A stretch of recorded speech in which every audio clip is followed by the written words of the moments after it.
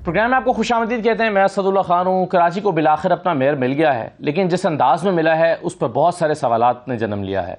कराची में जमात इस्लामी को अवाम ने अक्सरियत दी, PTI के साथ मिलकर वो हुकूमत बनाने की पोजीशन में थे, लेकिन तहरीक इंसाफ के लोग आज गायब हो गए और कराची ने अपना मेयर बना लिया। ये सब क्या हुआ है, एक तो इस पर हम बात करते हैं। दूसरा, इसहाक डार साहब कहीं बेबसी का इजहार करते हैं, कहीं एतमाद का इजहार करते हैं, कहीं गुस्से का इजहार करते हैं, और ये आज ये तीनों ही चीज़ें नज़र आई हैं। एक कमेटी के इजलास में वो ये कहते हैं कि जी IMF हमें ब्लैकमेल कर रहा है, और वो कहता है कि पहले वो हम श्रीलंका बन जाए फिर हमसे बात करेगा। फिर वो सवाल उठा रहे हैं कि क्या हम अपनी मर्जी का बजट भी नहीं बना सकते, और ये एक सवाल है कि क्या बना सकते हैं या नहीं बना सकते।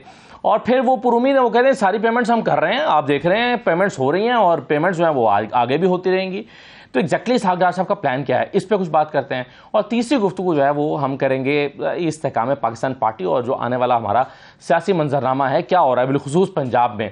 और जिस अंदाज में अभी इलेक्शन हुए, गैलप सर्वे भी आया आज, वो ये कह रहा है कि सिर्फ 26% लोग ये मानते हैं कि पाकिस्तान में साफ शफाफ इंतखाबात होंगे आइंदा। 74% लोगों को यानी कि यकीन ही नहीं है कि पाकिस्तान में शफाफ इंतखाबात होंगे। और जिस अंदाज में ये इंतखाबात कराची के बलदियाती इंतखाबात हुए हैं, उसके बाद कितनी उम्मीदें लगाई जा सकती हैं। तो इन तमाम चीज़ों पर प्रोग्राम के पहले सेगमेंट में हम मोहम्मद मालिक साहब से बात करते हैं। हमारे साथ स्टूडियो में मौजूद है। बहुत शुक्रिया मालिक साहब। सर, सबसे पहले कराची के इंतखाबात, इसको आप किस तरह से देखेंगे? जमात इस्लामी हार गई, जमहूरियत हार गई, सिस्टम हार गया, या फिर कुछ नहीं, कोई नहीं हारा और पीपल्स पार्टी ने जीतना था वो जीत गए? नहीं, देखें, एक लिहाज से अच्छा है कि पीपल्स पार्टी का मिल गया मेयर, और तभी सक्सेसफुल होता है अगर मेयर और प्रोविंशियल गवर्नमेंट एक ही हो, एक ही पार्टी से हो। अनफॉर्चुनेटली होना नहीं चाहिए, बिकॉज अगर आपने पावर की हो लोकल बॉडीज तो फिर ये नहीं होता। लेकिन मुस्तफ़ा कमाल जब थे इसलिए वो चल गए कि उस वक्त उनके टांका ऊपर तक बिल्कुल फिट था। इसलिए जहाँ भी आपने मेयर सक्सेस देखी यही है। हारे तो वो नहीं है। आजकल देखिए, आजकल जिसने तकिया किया ना PTI के वोट्स पे तो वो ज़रा बड़ा हिलने वाला तकिया है। उम्मीद ही गलत बांधी, वो उम्मीद ही गलत बांधी है। तो वो पहले तो उनको मिलना नहीं था, मिल गए तो मिल गए, उन्होंने कहा हम आएंगे नहीं। So excuse me, no surprises there. सबको पता था कि ये बात किस ऊंट किस करवट बैठेगा। मेरा ख्याल है कि शायद इन अ वे जमात इस्लामी तो बहुत दुखी होगी, लेकिन यू नेवर नो कि it might be a silver lining Karachi के लिए, बिकॉज आज तक कराची में कभी पीपल्स पार्टी का मेयर नहीं आया, ये पहली दफ़ा आया। So they have a point to prove. अच्छा, मुर्तज़ा वहाब भी ज़रा एनर्जेटिक आदमी है, यंग एंड ज़रा गो गेटर है। मेरा ख्याल है शायद just to make a point में ही कुछ किस्मत जाग जाए कराची की, वरना जो हाल बुरा है। लेकिन क्या डाका है ये जमात साहब के मैंडेट पे जो कि वो मानते हैं? नहीं, देखें किस तरह डाका है। अगर एक थर्ड पार्टी का वोट है, अगर आपने मनूवर कर लिया, हाँ ये आपको पता है, मुझे पता है कि मनूवरिंग फेयर तरीके से शायद नहीं हुई, कन्विंसिंग आर्गूमेंट वो नहीं थे जो होने चाहिए थे, लेकिन उनकी अपनी सीट तो नहीं ली ना उन्होंने कोई उनसे। जो उनके जमात इस्लामी के वोट थे वो तो सारे पड़े उनको, पीपल्स पार्टी को अपने सारे वोट पड़े और अपने एलाइज के पड़े। अब उनका एक एलाय अगर नहीं आया तो ये तो फिर उनकी जिम्मेदारी थी। तो तहरीक इंसाफ ने अपने पार्टी के को तो एक तरह से वो डिफेक्शन उन टर्म्स में तो नहीं होती, टेक्निकल टर्म्स में, लेकिन एक तरह से तो डिफेक्शन हुई कि हर फैसला जरूरी नहीं प्रेस कॉन्फ्रेंस में अनाउंस करें, कुछ फैसले वैसे भी हो जाते हैं। सही, कहीं और भी हो जाते हैं। ठीक है हमारे साहब, ये इसहाक डार साहब को क्या हो गया? कहीं हमें ये गुस्से में दिखाई देते हैं, कहीं ऐसा लगता है कि वो उनकी होप्स IMF से हैं, कहीं लगता है बिल्कुल वो पुरुमीद नहीं है। आज जिस तरह की उन्होंने स्टेटमेंट्स दिए हैं, अफसोसनाक है, टू बी वेरी ऑनेस्ट। मुझे आप एक बात बताएं, पहले तो बताएं, IMF आपके पास आती है कि आप IMF के पास जाते हैं?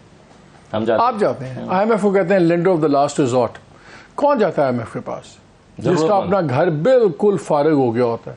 भाई आपने एक स्टेटमेंट शुरू में बताई, उन्होंने कहा कि हम अपना बजट नहीं बता सकते।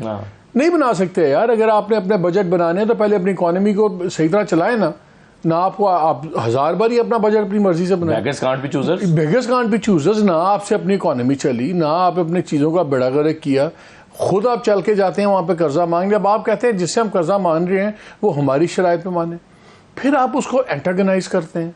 पहले आपने बात कर दी एक बारी कि जी वो न्यूक्लियर कुछ मुतालबात आए थे, उस पर आपको 2 कदम पीछे हटना पड़े, एम्बेरसमेंट हुई, उस पर आपको you have to eat a humble pie. अब आप बात करें कि जी वो श्रीलंका कर रहा है, फिर आपने कहा कि जी वो जियो पॉलिटिक्स चल रही है। बिल्कुल चल रही है, कुछ चीज़ें आप करते नहीं हैं। लेकिन पता होता है आपको। लेकिन फिर आप जब आप officially as a finance minister कहें then you better prove it. ऐसे नहीं होता कि आप जब कह दें अच्छा वो आपने कह दिया, अब आप कह रहे हैं कि जी वो ब्लैकमेल हमें कर रहे हैं, फिर आप कहते हैं शायद वो चाहते हैं पहले श्रीलंका बने और फिर हमारे से नेगोशिएट करें। यार आप इज समथिंग रॉन्ग और व्हाट? अगर आप इतने औखे हैं तो फिर हमें बता दें कि प्लान बी आपका क्या है। प्लान बी की बात पूछो, कहते हैं जी प्लान बी तो हमें पब्लिकली बता नहीं सकते, ये कोई न्यूक्लियर प्रोग्राम का प्लान बी नहीं है, एक इकोनॉमिक प्लान होता है मुल्क का।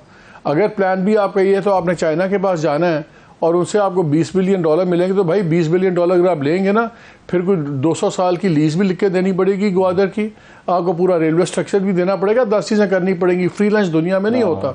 सो either share the plan B for us, otherwise हमें प्लान डी में ना डालें which is a destructive mode. आप लोगों ने चले जाना 8 हफ्तों के बाद, आप एक इतना गंद खड़ा कर रहे हैं कि जो आपके सब्सिक्वेंट आए पहले वो अंडू करे आपकी चीज़ों का नुकसान, फिर इसको प्रोएक्टिवली बंद करें। ये this is a serious world, this is a grown ups world. यहाँ पे नहीं होता, ये टेंट्रम्स नहीं है, ये PMLN का ज़िलाई कन्वेंशन नहीं है कि आप 4 बंदों को दबा देंगे क्योंकि आप मियाँ साहब के बहुत करीब हैं। आप इसलिए टैंट्रम थ्रो करेंगे क्योंकि Shahbaz Sharif even though prime minister हैं वो आपको हाथ नहीं लगा सकते। You are playing with the country's economy. जब हम ये कहते हैं कि जी जियोपॉलिटिक्स की वजह से हमें IMF हमें सपोर्ट नहीं दे रहा या हमारा प्रोग्राम रिवाइव नहीं कर रहा, तो एक तरह से हम IMF को ब्लैकमेल करने की कोशिश कर रहे हैं या उसको प्रेशराइज करने की कोशिश कर रहे हैं कि मतलब इस स्टेटमेंट का मतलब क्या हो सकता है? देखिए, जब आप ब्रेटन वुड इंस्टीट्यूट्स की बात करते हैं ना, IMF हो गया, वर्ल्ड बैंक की चीज़ें जब हो गई, उनका एक हिस्ट्री है, उनके एक रीजंस थे बनने के। ये सुपर पावर्स का एक एक्सटेंडेड आर्म भी था। जब आप इस तरह अटैक करते हैं तो आप एक जगह अटैक नहीं कर रहे, आप एक से बहुत ज़्यादा जगहों पे आप वार कर रहे हैं। आपको बड़ा क्लियर होना चाहिए कि आपका ऑब्जेक्टिव क्या है। अगर आज आप खड़े होके IMF को बुरा भला कहते हैं और आप उनसे रिलीफ लेना चाहते हैं, आपका क्या प्रेशर है उन पर? क्या आपके why should somebody put up with you, जो अंग्रेजी में कहते हैं ना, why should I put up with you. मैं टेबल पे क्या ला रहा हूँ? मैं तो टेबल पे बैंकरप्ट इकोनॉमी ला रहा हूँ, मैं टेबल पे डेस्परेशन ला रहा हूँ और उसके बाद मैं उन पर चढ़ाई कर रहा हूँ। हम कुछ और भी ला रहे हैं ना। खुरब दस्तगीर साहब की स्टेटमेंट थी, उन्होंने कहा कि देखें अमेरिका को ये देखना पड़ेगा कि अगर हम डिफॉल्ट किए या हमारा मसाइल हुए तो फिर चाइना का इस रीजन में इंहिसार बढ़ जाएगा। तो ये हम अमेरिका को डराने की कोशिश करते हैं। ये जो टेंडेंसी है ना पाकिस्तान में रूलर्स की, कि बड़ा अर्सा नेगेटिविटी बिकी। मुशर्रफ साहब ने पहले बेची कि जी मेरे नज़दीक जी यहाँ पे तो 20-22, उस बार 20-22 करोड़ होते थे हम, 20-22 करोड़ पागल लोग हैं, अगर आपने ये ना किया तो दीवाने हो जाएंगे, ये कर देंगे, अगर इंडिया के साथ ये नहीं किया हमें न्यूक्लियर करना पड़ेगा। हर चीज़ की एक शेल्फ लाइफ होती है। नेगेटिविटी बेचने का बड़ा टाइम गुजर गया। कुछ हालात रीजनल ऐसे थे कि नेगेटिविटी बिकती थी। अमेरिका बैठा था अफगानिस्तान में, उसको परवाह थी कि अफगानिस्तान पाकिस्तान में क्या होता है। आज अमेरिकन सोल्जर्स वहाँ नहीं हैं, अब उनका तरीका डील करने का उनसे अलहदा है। चाइना को जब डील करते हैं, यस वो हमें देखते हैं उस कैंप के अंदर, उसके अंदर कोई डिनाइल नहीं है कि there is a certain geopolitical angle to that, there is no doubt about it, but वो एक कंट्रीब्यूटिंग फैक्टर है, द फैक्टर नहीं है। यहाँ प्रॉब्लम यह है हमारी हर नालायकी, हम चाहते हैं जी IMF वाले।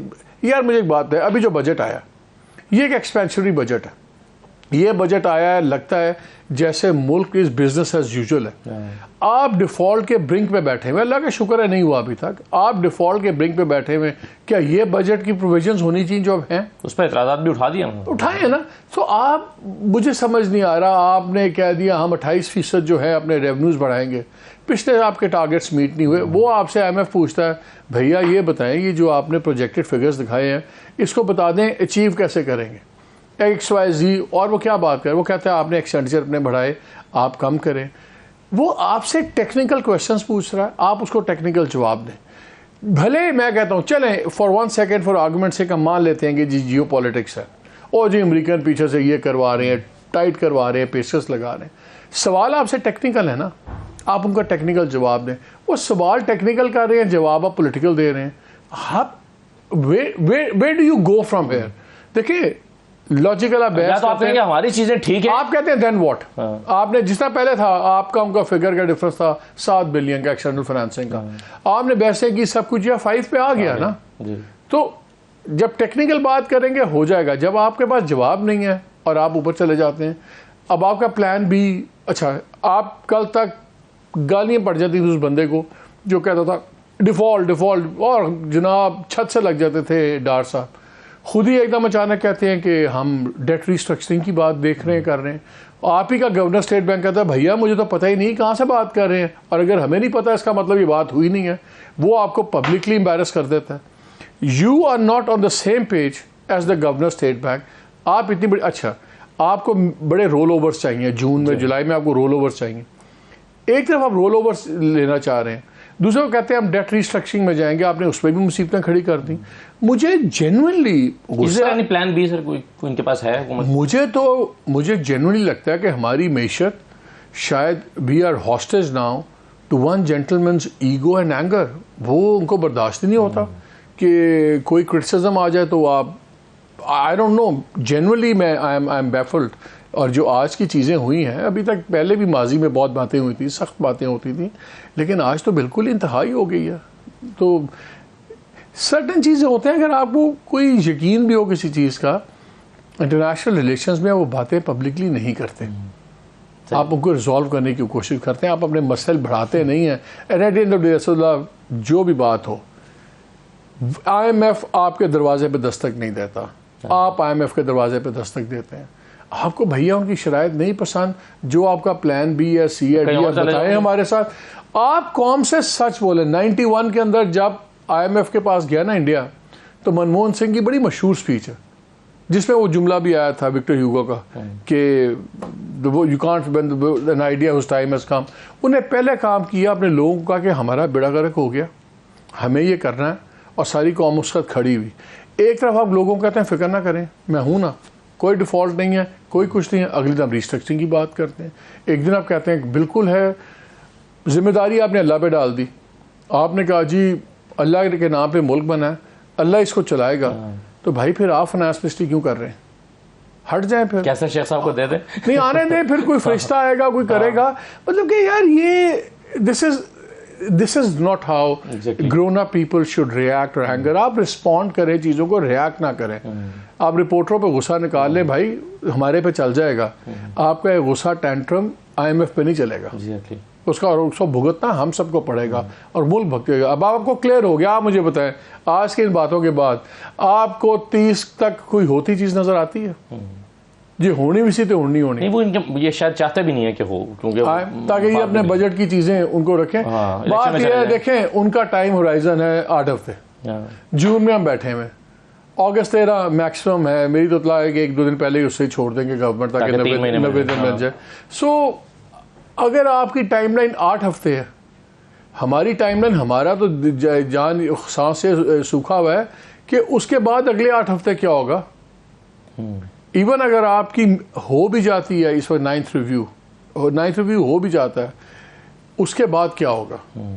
इलेक्शन होने, इंटरिम गवर्नमेंट आनी, वो 4-5 महीने, वो चाहे नेगोशिएट भी करे IMF के साथ, IMF is not going to sign on anything. वो जो 4 माह होंगे, उसमें जो पाकिस्तान की जो रिक्वायरमेंट्स है एक्सटर्नल फाइनेंसिंग की, वो कहाँ से पूरी होंगी?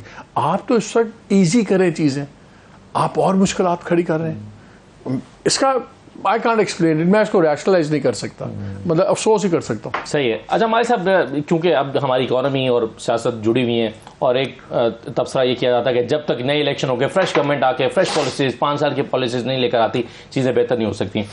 ये एक अब सियासत कहीं जाती हुई नज़र आ रही है, क्योंकि एक आई है इस्तेहकाम पाकिस्तान पार्टी। कुछ समझ आ रहा है कि पंजाब में कौन पावरफुल हो रहा है, क्योंकि हम पहला सवाल तो यही तलाश नहीं कर पा रहे कि जो नई पार्टी है इसका सियासी हरीफ कौन है, इसका सियासी फ़लसफ़ा क्या है। बनाने वालों की सोच एक ये थी कि लोग तितर बितर हो रहे हैं, प्रेस कॉन्फ्रेंसें करके फारग हो रहे हैं, आपस में तो हमने कहीं कुछ तो करना है। तो जरदारी साहब भी बड़े एक्टिव हो गए, दूसरे भी लोग एक्टिव थे। तो रैशनल ये दिया जा रहा है कि जी तितर बितर होने के बजाय इनको एक जगह इकट्ठा कर लिया गया। क्या वो एक winning party? I don't think so. वो एक स्पॉइलर, लिमिटेड स्पॉइलर हो सकता है, या एक प्रेशर ग्रुप आप कल को बना लें, लेकिन मेरा नहीं ख्याल कि वो एज सच इतनी डिलीवरी देगा, फॉर 2 रीजंस। देखें, जो बात करते हैं सीट एडजस्टमेंट्स की और PMLN के साथ, पहली बात है PMLN इतने आराम से सीट एडजस्टमेंट नहीं करेगी, क्यों करे, उसको ज़रूरत नहीं है। दूसरा जो पीटीआई का वोटर है उसने पीएमएलएन वाले को वोट नहीं देना, पीएमएलएन वाले ने इनको नहीं देना, और इनसे जब पूछें कि आपको कौन वोट देगा तो ये इस्तेकाम वाले कहते हैं हमें जी पीटीआई का वोट देगा, वोटर देगा। और भाई उसके नज़दीक तो आप गद्दार हो, आपने तो पीटीआई चेयरमैन की कमर में छुरा घोंप दिया। स्पेशली तब कैसे देगा जब आप पीडीएम के साथ खड़े होंगे या पोस्टरिंग कर रहे होंगे। वो तो एड ऑन है ना, वो तो चेरी ऑन द टॉप है ना। आप पहले देख लें, यही अगर और स्टोरी होती, अगर पीटीआई चेयरमैन अलाउ कर देते परवेज खट्टक को या शाह महमूद को कि पार्टी को रखें, वो चेयरमैन बन जाए तो लोगों ने अच्छा भी उनकी ब्लेसिंग है तो लोग साथ रहना था। जहांगीर तरीन का और चेयरमैन पीटीआई की एनिमोसिटी सबको पता है, फुल फ्लैज है। अच्छा प्रेसिडेंट साहब, उनकी भी एनिमोसिटी सबसे पता है। तो वो तो आर्च दो एनिमीज़ हैं, उन्होंने पार्टी बनाई है। पीटीआई का जो वोटर है उसके नज़दीक तो गद्दारी है, वो घर बैठ जाएगा, इनको वोट नहीं देगा। पीएमएल वाले वैसे इनको वोट नहीं देना, तो इनकी कौन सी स्ट्रेंथ है? फ्रैंकली मुझे तो इनकी कोई स्ट्रेंथ नहीं नजर। ये एक अदरवाइज ये इनमें से बहुत सारे लोग ऐसे नई पाकिस्तान सरजमीन पार्टी है, वो भी बनी थी हाँ। उसी तरह बनेगी, एक लिमिटेड रोल अदा करेगी या नहीं करेगी। लेकिन मेरा ख्याल है कि अभी हमारे सियासी जो कॉन्टोर्स हैं ना क्लियर होंगे, की ज़िंदगी के फैसले जो होंगे उनकी पॉलिटिकल ज़िंदगी के, जो चेयरमैन पीटीआई के साथ अब क्लियर नज़र आ रहा है कि आर्मी ट्रायल ही नज़र आ रहा है। आफ्टर फॉर्मेशन कमांडर्स की जो स्टेटमेंट आई उसके बाद फिर जो करारदाद थी वो पर्सन स्पेसिफिक हो गई थी, पार्टी और उसके चेयरमैन, पार्टी और रहनुमा भी नहीं, चेयरमैन वो करके सारा। फिर तारड़ साहब का कहना लॉ मिनिस्टर का कि इंटरनेशनल कॉवेनेंट्स के मुताबिक होंगे, तो आपको पता है। आई थिंक स्टेज सियासत क्लियर होगी। इफ़ ही इज़, मेरा बिलीफ है कि इफ़ ही इज़ कन्विक्टेड तो शायद इलेक्शन हो, वो मिनिमम कंडीशन में नज़दीक होगी। और अगर तब तक कन्विक्शन ना हुई तो फिर मुझे अक्टूबर में भी इलेक्शन नहीं नजर आते।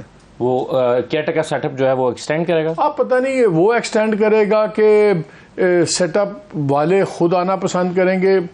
कई बारी इवेंट्स ओवरटेक यू कि जो कन्विक्शन है उसमें क्या रुकावट आपको नजर आ रही है? मतलब सारे सबूत आई थिंक ये फैसला कि मिलिट्री कोर्ट का बहरहाल एक इंटरनेशनल परसेप्शन होता है कि जी फैसला पहले होता है और मुकदमा बाद में चलता है। सो मे बी ये इतना इजी नहीं होता, मिलिट्री कोर्ट का फैसला कन्विंस करना इन डेमोक्रेटिक वर्ल्ड इतना आसान नहीं होता। लेकिन ग्राउंड रियलिटीज़ अब ऐसी हैं कि इतना आगे जा चुके हैं कि वापस पलटना मुश्किल है। उनके पास फिर भी शायद ऑप्शन हो, मेरा ख्याल है इंस्टीट्यूशन के पास तो वो ऑप्शन भी नहीं है कि इंस्टीट्यूशन भी इतना आगे चला गया कि इंस्टीट्यूशन के लिए पीछे हटना मुमकिन नहीं है। और 9 मई के बाद अगर ये पीछे आते हैं तो फिर बहुत ज़्यादा इनके लिए भी डैमेजिंग होगा, क्योंकि एक मोमेंटम और एक बात इतना ज़्यादा एक बयानिया बन गया है कि उसके पास 2 कदम पीछे हटने का आपके पास कोई जवाज़ नहीं है। तो वो एक्चुअली अब हो यही गया हुआ है कि एक्सट्रीम पोजीशंस हो गई। अच्छा, अदरवाइज माली साहब अगर हम देखें तो इस्तेहकाम पाकिस्तान पार्टी में काफ़ी विनिंग हॉर्सेस हैं जो किसी भी पार्टी में जाते हैं, जीतते हैं, उनका अपना जाती वोट बैंक भी होता है इलाकों में। लेकिन इस मरतबा सिचुएशन उनके लिए इतनी टफ क्यों हो गई है? और फिर ये जो हम एक पोस्टिंग होती हुई देख रहे हैं कि जी बिलावल ऊपर आ रहे हैं और वो मिलकर 4-5 जमातों के साथ मिलकर बनाएंगे, और इस बात की नून लीग को बड़ी परेशानी लगी हुई है। इसमें बिलावल साहब के आने पर नज़र आ रहा है आपको कि जरदारी साहब पोस्टिंग कर रहे हैं, इसमें कोई शक ही नहीं है। वो ज़रा नाराज़ भी हैं। वो साउथ पंजाब में शुरू हुए तो उनका बिलीफ है कि ये पीएमएलएन वालों ने भी फुर्तियाँ दिखा के ना ये पार्टी बनवाने में जल्दी किया। ये फैक्ट है कि जो इनके खैरखा थे उनकी कोशिश थी कि अभी पार्टी कुछ डिले हो, फिर तरीन साहब वगैरह ने भी कर दी।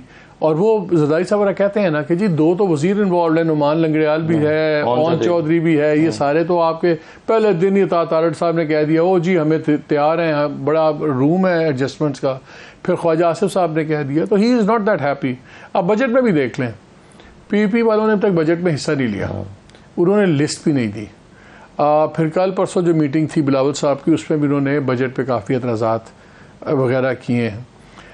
मेरी इत्तला ये है कि अभी तक उन्होंने कैटेगोरिकली इस चीज़ की भी तौसीक नहीं की है, इस फैसले की जिस तरह पीएमएलएन कर रही है of chairman PTI's trial in military court. वो अपनी बारगेनिंग चिप्स भी रख रहे हैं कि भैया वो भी कहेंगे ना कि अगर आप चाहते हैं कि हम सपोर्ट करें मिलिट्री कोर्ट के ट्रायल की तो आप आके हमारे से बात करें ना। ये तो नहीं हो सकता कि आप फैसिलिटेट कर रहे हैं जहांगीर तरीन की पार्टी बनाने में, मेरा साउथ पंजाब इनिशिएटिव आप ख़राब करें तो मैं जाके आपकी कोर्ट्स भी सपोर्ट करूं, व्हील्स विद इन व्हील्स चलते हैं। सो फिर ऐसे मौके पे कन्वीनियंटली वो इलाज कराने भी चले गए। सो हमेशा ऐसे मौका भी होता है। सो आई थिंक वो चीज़ें भी हैं, बिल्कुल हैं। और मेरी जो इतला थी, मैं अपने प्रोग्राम में ही बात कर रहा था कि चीफ मिनिस्टर सिंध को मेरी इतला के मुताबिक एक इंडिकेट कर दिया गया है जरदारी साहब की तरफ से कि आप अगले इलेक्शन जब होंगे, अगर होते हैं तो आप ऊपर का इलेक्शन लड़ेंगे और आप शायद मुल्क के फाइनेंस मिनिस्टर के तौर पे उनको पेश किया जा रहा है। I don't think he will be happy because chief minister तो बादशाह होता है ना। सो अगर वो सोच रहे हैं कि उनको सेंटर में भेजना है, सही, और फाइनेंस मिनिस्टर सोच रहा है तो फिर प्राइम मिनिस्टर भी अपना ही सोच रहे होंगे। सही है। सो काफ़ी चीज़ें लगी। आखिर में माली साहब की बता दीजिए कि चलिए हम एक तसव्वुर कर लेते हैं कि इस बात का इम्कान ज़्यादा है कि चेयरमैन पीटीआई जो हैं उनकी कन्विक्शन, उनको सज़ा हो जाती है यहाँ से मिलिट्री कोर्ट से या किसी भी कोर्ट से, उसके बाद का जो मंजरनामा है उसमें आपको कौन आगे आता हुआ नज़र आ रहा है? देखिए, अगर उनको सज़ा होती है तो पार्टी की लीडरशिप तो आपने पहले ही ततर-बतर कर दी, तो स्ट्रक्चर काफ़ी ज़्यादा डिस्टर्ब हुआ है। अच्छा, जितनी सख्ती हुई है इस वक्त 9 मई के बाद, कोई इतना आसान नहीं है उनकी टिकट पे इलेक्शन लड़ना। किसी के लिए भी फिर जो इलेक्शन लड़ेंगे उस वक्त उनके लिए भी प्रॉब्लम होगा। जिनको हम विनिंग कैंडिडेट, शेयर किसको मिलेगा? मेरा तो ख्याल है कि ये वही वाला फॉर्मूला बनेगा जो पहले भी बनता गया है कि पंजाब के अंदर एक गवर्नमेंट दे दें आप PMLN वालों को, साथ तरीन ग्रुप को बैठा दें, ठीक है ना। बलूचिस्तान पहले की तरह वो 2.5 पार्टीज़ के अंदर उसी तरह कर जाए। KP में, और ये बातें हो भी रही हैं कि KP के अंदर के जी PTI ही की गवर्नमेंट बन जाए बट विद द कोलिशन, और सेंटर में वही कोलिशन, और सेंटर में इसलिए वो शुरू हो गया कि अब सेंटर में टॉप PMLN की बारी आएगी कि PPP की आएगी। लेकिन ये कहना बड़ा आसान है, करना इतना आसान नहीं होता।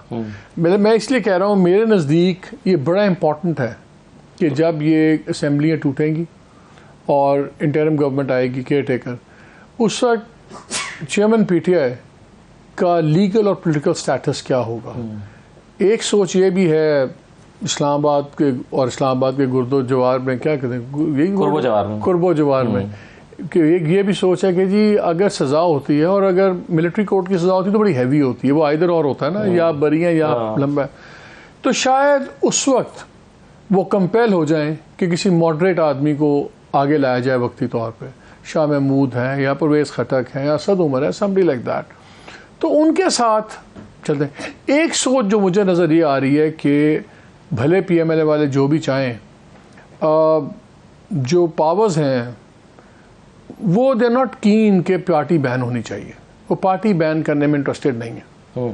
वो सिर्फ ये चाह रहे हैं कि पार्टी मॉडरेट लीडरशिप आ जाए, और ताकि उससे somebody you can talk to, जिसके साथ आप बातचीत कर सकें और जो इनके लिए एग्जिस्टेंशियल थ्रेट ना हो। सही। सो इसलिए आई थिंक आप वो स्टेज पे कैसे रिएक्ट करते हैं PTI चेयरमैन, क्या उनका रिस्पॉन्स होता है, I think that will decide a lot of things. और आप जो हंग पार्लियामेंट को एक्सपेक्ट कर रहे हैं, कमज़ोर तरीन एक ऐसी हुकूमत जिसका स्ट्रक्चर में बनता हुआ नजर आ रहा है, इस वक्त मुल्क के मसाइल जो हैं, ये इकॉनमी जो मेरा ख्याल है इसको निकाल सकती हैं। हाँ, आई थिंक अगर ये होगा तो एक आपको मिसाक मैशत होता नज़र आ जाएगा।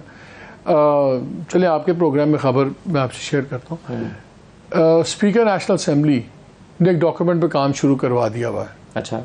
और वो मिसाक मैशत का डॉक्यूमेंट है। अच्छा। और वो चाहने वाले चाहते ही हैं, देखिए PDM से तो उस पर साइन करना मसला कोई नहीं, ठीक है ना। वो यही चाहते हैं कि अगर मॉडरेट आ जाए लीडरशिप तो फिर PTI भी उस मिसाक मैशत पे सिग्नेटरी हो, ताकि रिगार्डलेस कि गवर्नमेंट किसकी बनती है, कौन जीतता है, ये सर्टन पॉलिसी पॉइंट्स तय हो जाएं और उस पर कमिटेड हों सारे। ठीक। सो आई थिंक वो बड़ा ही ज़रूरी है। इसलिए अगर वो कमज़ोर गवर्नमेंट भी होगी, अगर मिसाक मैशत की वो की पॉलिसी डिसीजन पे आप एग्री कर लेते हैं तो, और उसकी बैकिंग इंस्टीट्यूशन की होती है, तो वो भी आप बड़े फैसले कर पाएंगे। सही है। बहुत शुक्रिया मालिक साहब प्रोग्राम में शिरकत करने के लिए। एक ब्रेक लेते हैं नाज़रीन, ब्रेक के बाद वापस आते हैं।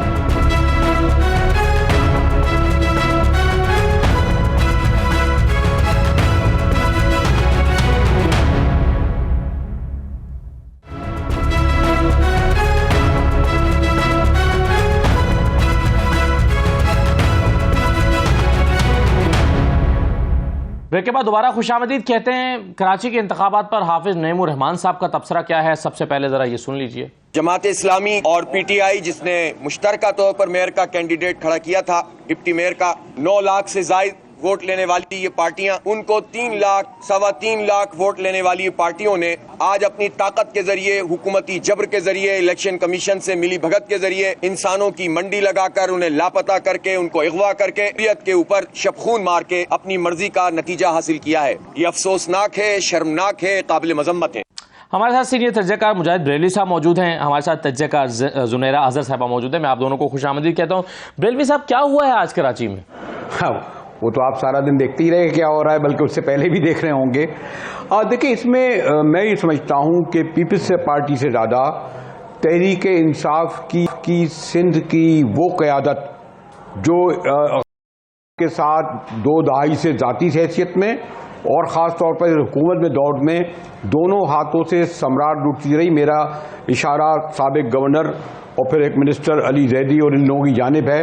जिस तरह इन्होंने खुदा हाफिज पीटीआई, खुदा हाफिज सियासत को करा, और बाकी जो बड़े थे हमारे शेख साहब और वो जो दीगर नाम लेना नहीं चाहता, अच्छी बात है, जिस तरह मैदान छोड़ के भाग गए। उसके बाद आप ये कैसे तवक्को कर रहे थे कि हमारे लोअर मिडिल क्लास के लांडी, कुरंगी, नाज़ाबाद में रहने वाले काउंसलर, यूसी जो बड़ी मुश्किल से अपनी ताकत से मुंतखब हुए हैं, वो सारे 62 के 62 जो है वो मौजूद होते इलेक्शन के दिन। मैं दाद दूंगा उन 30 अरकान को कि जिन्होंने बहरहाल जमात इस्लामी को जाके वोट दी और उनकी तादाद हुई। फिर लेके आपने देखा नहीं, स्क्रीन दिखाई नहीं कि फिरदौस शमीम नकवी को किस तरीके से लाया गया। और इसमें मैं बिल्कुल पूरे तौर पर तो नहीं, लेकिन पीपल्स पार्टी के को मैं कहूँगा कि उन्हें कम से कम, अगर उनकी वाकई 18वीं तरमीम के बाद उनके पास ऑटोनॉमी है, पुलिस उनके पास है, जेल खाना जाते हैं, तो कम से कम फिरदौस शमीम के साथ ऐसा नहीं करना था। और देखिए, उन्होंने वोट नहीं दिया, और ये भी मुझे बताया क्योंकि वो मैं साथ उस ज़माने में रहे हैं, मुर्तज़ा वहाब की जो फैमिली है फौजी और उनके साथ। तो असल इसके ज़िम्मेदार तहरीक इंसाफ की वो क़यादत थी जो अपने इन कौंसलरों को, यूसी को छोड़कर भाग गई। देखिए, हल्फ उठाने फिर भी 42 के 42 लोग आए थे। उसके बाद इन्हीं की बुनियाद पर 62 अरकान हुए। तो आज जो 32 लोग लापता हो गए, गुमशुदा हो गए, वफादारियां बदल गईं, अगर ये लोग मौजूद होते, डटे होते, खड़े रहते, जेलों में भी होते, तो शायद नहीं होता। मैं पीपल्स पार्टी से ज़्यादा तहरीक इंसाफ की सिंध की क़यादत को इसका जिम्मेदार ठहराऊंगा कि जो भागे हैं। और जब सॉरी टू से ये जो जिन बेचारों ने, मैंने कहा ना, बड़ा मुकाबला किया पंजाब में, तो आपने देखा कि किस तरीके से लोगों की वफादारियां तब्दील करने की कोशिश की गई। कुछ रेत की ढेर भी साबित हुए, लेकिन कुछ डटे भी रहे हैं और अभी तक डटे हुए हैं हज़ारों की तादाद में। लेकिन आप ये कहें कि जी वो पूरे जी,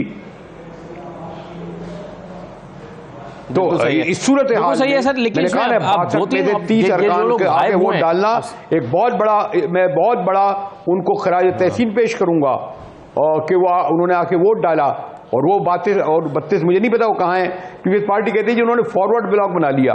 अगर फॉरवर्ड ब्लॉक बना लिया तो कराची प्रेस क्लब आ जाते, खुदा हाफिज कह देते पार्टी को और उसकी क़यादत को, तो यकीन आ जाता कि फॉरवर्ड ब्लॉक थे मौजूद, ब्लॉक बना लिया। लेकिन असल में क्या हुआ जुनैरा अजहर साहबा, ये या तो इसको आप, जी बिल्कुल सही है सर, लेकिन जुनैरा साहबा अब ये मसला ये है कि या तो ये लोग खरीद लिए गए, या डरा दिए गए, या इनका ज़मीर जाग गया और उन्होंने अपनी ज़मीर के मुताबिक फैसला किया। यही ऑप्शन हो सकते हैं ना।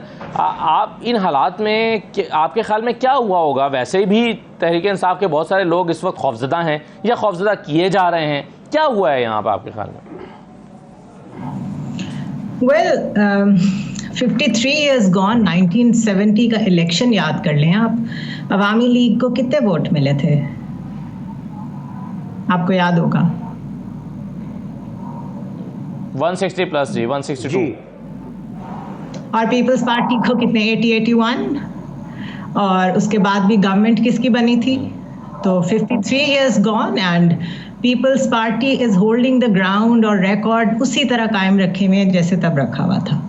सो एक तो इट इज़ वेरी डिसअपॉइंटिंग कि पीपल्स पार्टी ने ना रविश बदली, ना कुछ सीखा। इतने अरसे से कितने टेन्योर्स होने लगे हैं, सिंध पे उनकी हुक्मरानी है, गवर्नेंस का हाल देख लें।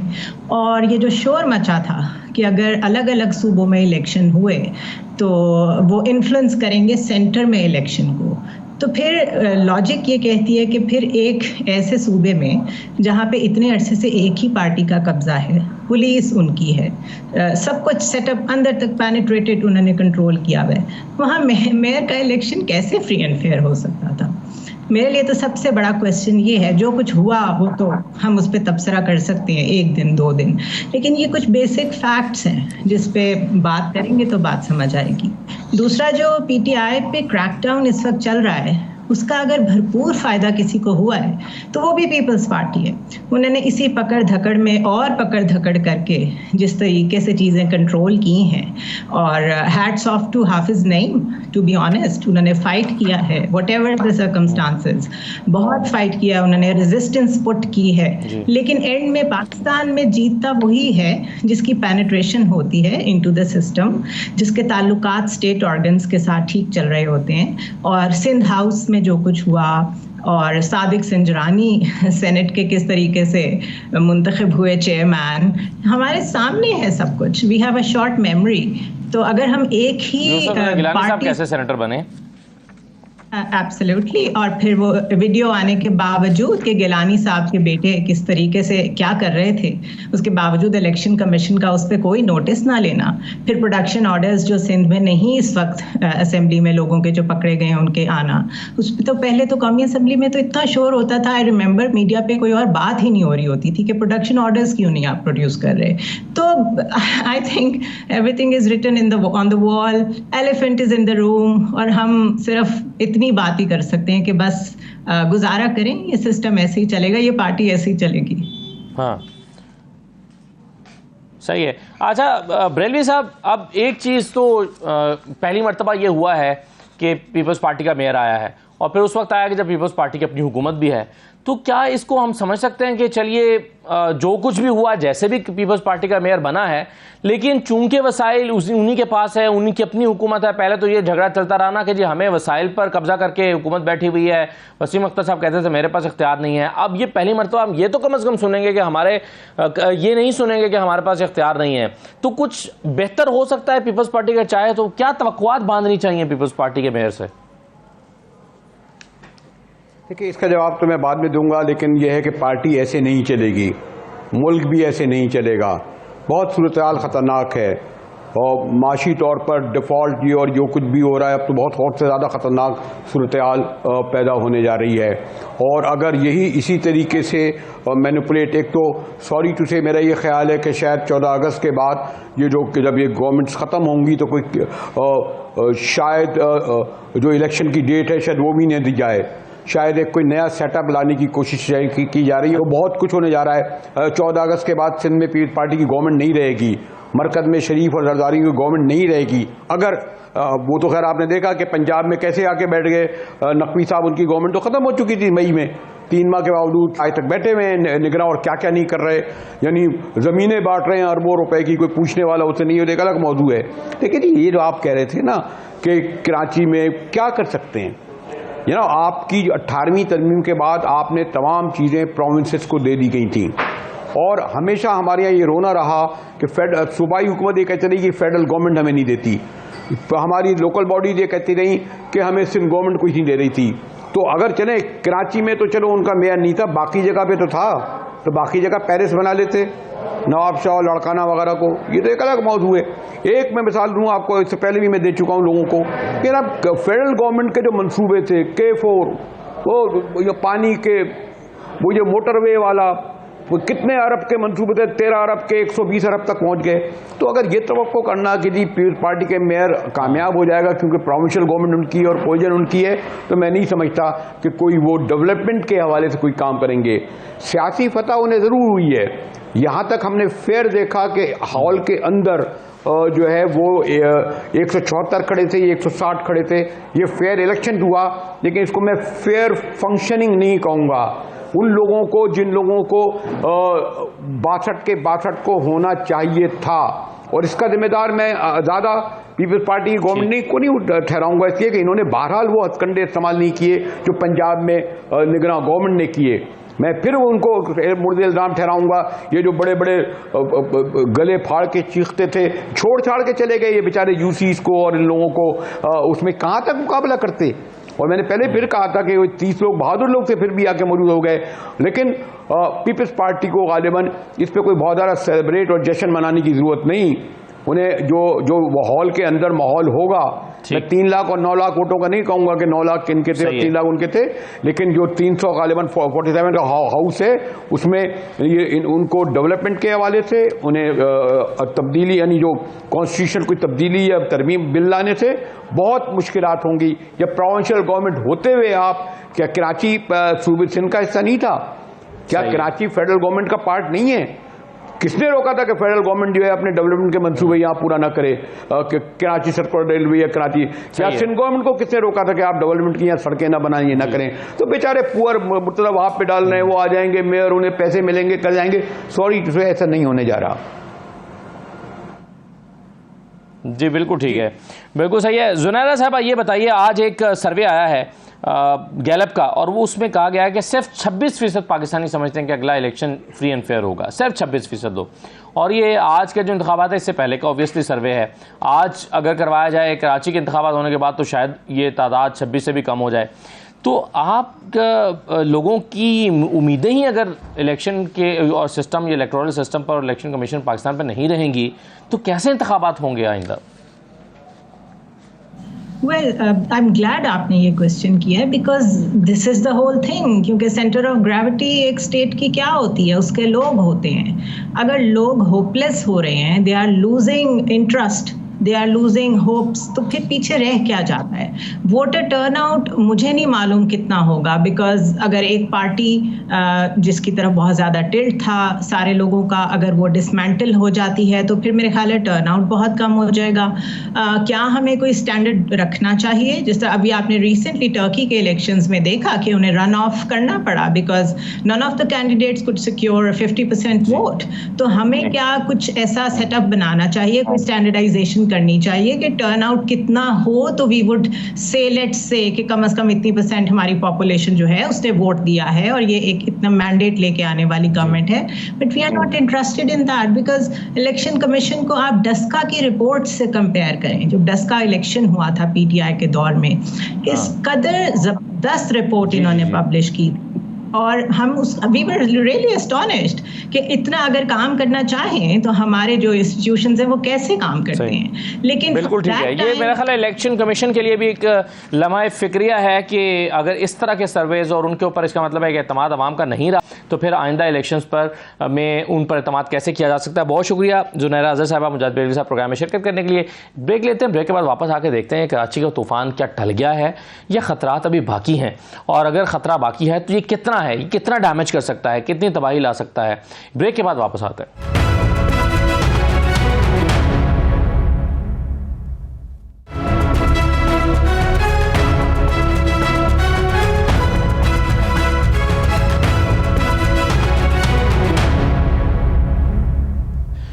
दोबारा आपको खुशामदीद कहते हैं। कराची का तूफ़ान कहाँ पहुँचा है और क्या इसका ख़तरा वैसे ही अब भी महसूस किया जा रहा है जैसा 2-3 दिन पहले महसूस किया जा रहा था, और क्या इससे जो है वो नुकसान भी हो सकता है?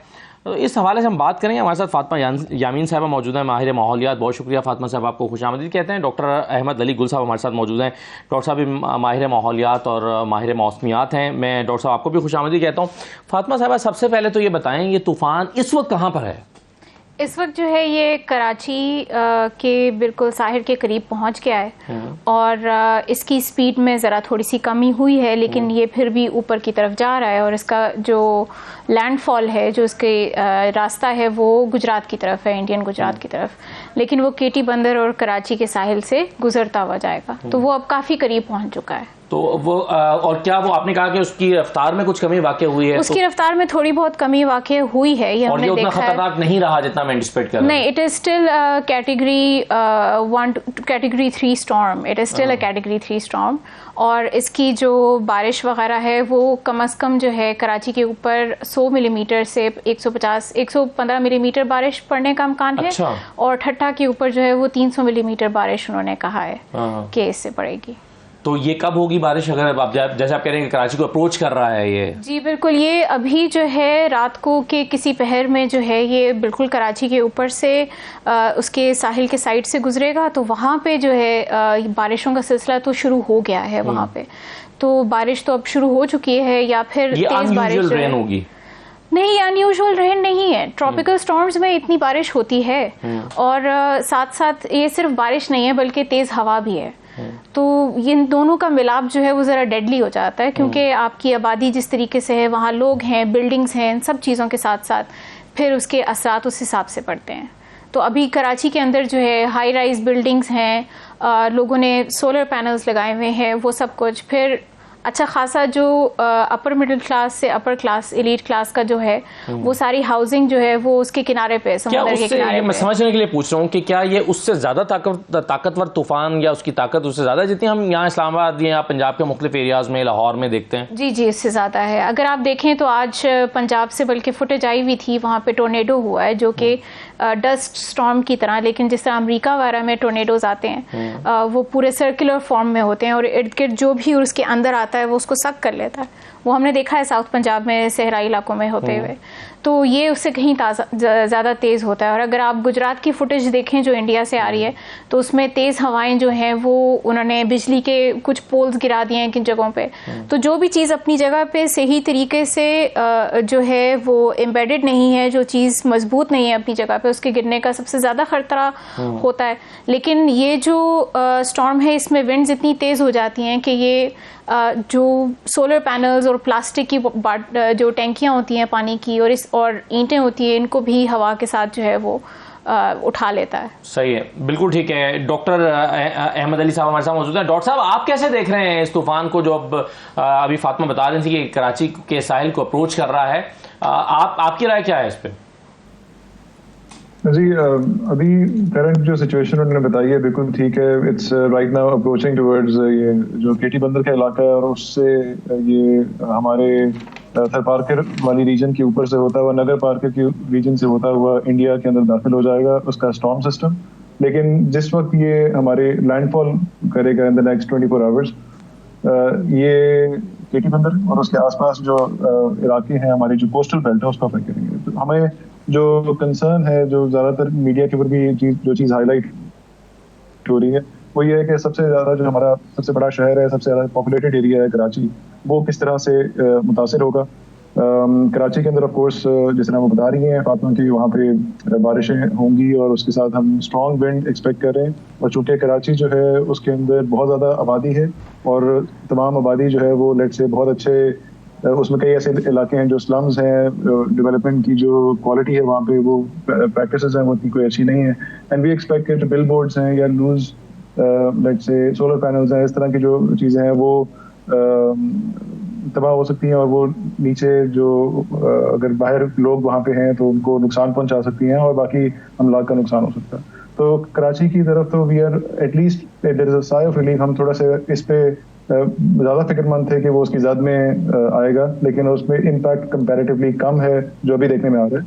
और अभी जो हमें फोकस नज़र आ रहा है वो ये है कि ये केटी बंदर से होता हुआ हमारे जो उसके ऊपर सिंध के इंटीरियर के इलाके हैं, हैदराबाद के करीब से नीचे से होता हुआ ये नगर पार्कर के ऊपर से होता हुआ गुजर जाएगा इंडिया के साइड जो सहराई इलाके हैं उसके अंदर। सही है। और ये फातिमा कब तक फेड आउट हो जाएगा? इसको 18 तक जो है उम्मीद है कि ये फेड आउट हो जाएगा। अब इसके डिपेंड करता है, क्योंकि पहले तो हम साइक्लोन्स को बहुत ज़्यादा अनप्रेडिक्टेबल समझते थे, लेकिन अब लेटेस्ट टेक्नोलॉजी जो है, you can just use your phone to follow the cyclone, so we can see कि now how much speed it will pick up, और you know how much the speed will decrease. But 18 तक hopefully जो है ये die down हो जाएगा, और इसके ये होगा कि कंप्लीटली मतलब और ये कब से फेड आउट होना शुरू हो जाएगा? 17 से ये होना शुरू हो जाएगा। अच्छा, 17 तक जो है वो अभी थोड़ा सा वो है, क्योंकि 17 को भी इवन दो कि इसकी शिद्दत कम हो जाएगी, लेकिन बारिशें जो है वो फिर भी रहेंगी। और फिर एकदम जो है एक हाई प्रेसिपिटेशन, क्योंकि शहरों में भी सैलाब वगैरह आया होगा, तो उसकी वजह से नमी जो है, ह्यूमिडिटी बहुत इंक्रीज हो जाएगी, तो हीट पड़ जाएगी, हीट वेव आ सकती है बाद में। तो और सैलाबी पानी जो है, अगर बारिश इतनी होती है कि कराची जैसे शहर में सबको पता है कि फौरन सैलाब आ जाता है, तो वो सैलाबी पानी भी जो है उस हीट को के अंदर कंट्रीब्यूट करेगा। ये बताइए कि कराची की मैनेजमेंट पुअर होने की वजह से ये ज्यादा डेंजरस लग रहा है या अदरवाइज भी ये बहुत डेंजरस है? मतलब अगर यही इतनी ही शिद्दत का तूफान इस्लामाबाद में आ रहा होता जहां पर हम ज्यादा बेहतर तरीके से वाटर मैनेजमेंट कर सकते हैं या सीवरेज उसकी जो है वो पानी को मैनेज किया जा सकता है, हाँ। तो ये उसके कंपैरेटिवली हम कराची की परफॉर्मेंस की वजह से देख रहे हैं उसको? नहीं, इसमें सिर्फ ये चीज़ नहीं है। कराची अनफॉर्चुनेटली बिल्कुल वैसा ही शहर है जिस तरह पाकिस्तान के बाकी शहर हैं कि वो लोगों की like it's built on the whims of the people and not the history of disasters in the area. There are few places like Islamabad, like Mansehra, other places in the north that change their building codes, उन्होंने change कर दिए 2005 के बाद, ठीक है ना। अब क्या है कि चूंकि सैलाब की जो हमें वैसे भी अपनी तारीख भूलने की आदत है, तो हमने तारीख जो है ना सैलाब की, साइक्लोन्स की खास तौर पे हम बिल्कुल भूल चुके हैं। और इतना कोई दूर नहीं था साइक्लोन जो लास्ट आया है 2020 में भी मेरा ख्याल में खतरा था पाकिस्तान को। तो उस हिसाब से हमने जो भी बेशक वो स्टेट है, बेशक वो प्रोविंस है, बेशक वो प्राइवेट बिजनेसेस हैं, रियल एस्टेट है, इन सब ने मिलके, और या म्युनिसिपल डिपार्टमेंट है, उन सब ने मिलके जो है ना कराची के जो वनरेबिलिटी है उसको एड्रेस नहीं किया कि स्ट्रक्चर्स वनरेबल हैं, स्टॉर्म ड्रेन्स नहीं हैं, अगर हैं तो क्लीन नहीं है, स्लम एरियाज बहुत हैं, उनके लिए कोई प्रोटेक्शन मौजूद नहीं है। ये अनप्रेसिडेंटेड है या पहले कभी कराची के लोगों ने विटनेस किया इसे? इस तरह के साइक्लोन्स तो आते हैं पाकिस्तान में मई से जून के दरमियान और अक्टूबर से नवंबर के दरमियान। हाँ, इस कैटेगरी के भी they are expected, but over the world एक नया फिनोमेना हो रहा है क्लाइमेट चेंज की वजह से, जो अभी स्टडी किया जा रहा है कि क्लाइमेट चेंज की वजह से साइक्लोन्स की इंटेंसिटी और उनका नंबर खासतौर पे अरेबियन सी जैसे जगहों पे बढ़ रहा है। ये बताइए फातिमा कि ये क्लाउड बर्स्ट होना क्या होता है और इसके इम्कानात हैं? क्लाउड बर्स्ट जो है वो बिल्कुल ऐसे ही है जिस तरह के नाम से इंडिकेट करता है कि एक पूरा जो है बारिश का भरा हुआ जो बादल है वो एक जगह पहुंच जाता है, रुक जाता है और एकदम फट जाता है। तो मिसाल के तौर पे अगर 16 मिलीमीटर बारिश एक जगह पे 2 महीने भी पड़नी है वो एक दिन में पड़ जाती है। अच्छा। तो ये क्लाउड बर्स्ट जो है ये इसलिए होता है क्योंकि ये एक ही दफा में सारे की सारी बारिश फेंक देता है, और चूंकि नीचे जो जहां बारिश पड़ रही होती है वो इलाके तैयार नहीं होते इसके लिए, तो वो उस वजह से फिर एकदम ही एक सैलाब का वो हो जाता है। और चूंकि वो तैयार नहीं होते लोग उसके लिए, तो अमवात भी मौके होती हैं और काफी अरसे तक वो पानी खड़ा भी रहता है। और इसको डॉक्टर अहमद साहब क्या प्रिडिक्ट किया जा सकता है कि क्लाउड बर्स्ट हो सकता है, और इस केस में क्या सूरत हाल है? क्लाउड बर्स्ट जो है of course it is possible कि हो सकता है, और आगे मानसून के अंदर हमने लास्ट मानसून में भी देखा है, उससे पिछले मानसून में भी देखा है, we have had such events. और हमें ये भी समझने की जरूरत है कि जिस तरह अभी हमारी डिस्कशन हो रही थी कि cloud burst, cyclones, all of these things, ये ज्यादा लाइकली है कि इनकी जो फ्रीक्वेंसी और इंटेंसिटी है वो बढ़ जाएगी एक क्लाइमेट चेंज के सिनेरियो के अंदर। तो ये हमारी एक नई रियलिटी है, हमें इसके साथ जीना है, हमें उसके हिसाब से अपने आप को अडेप्ट करना है।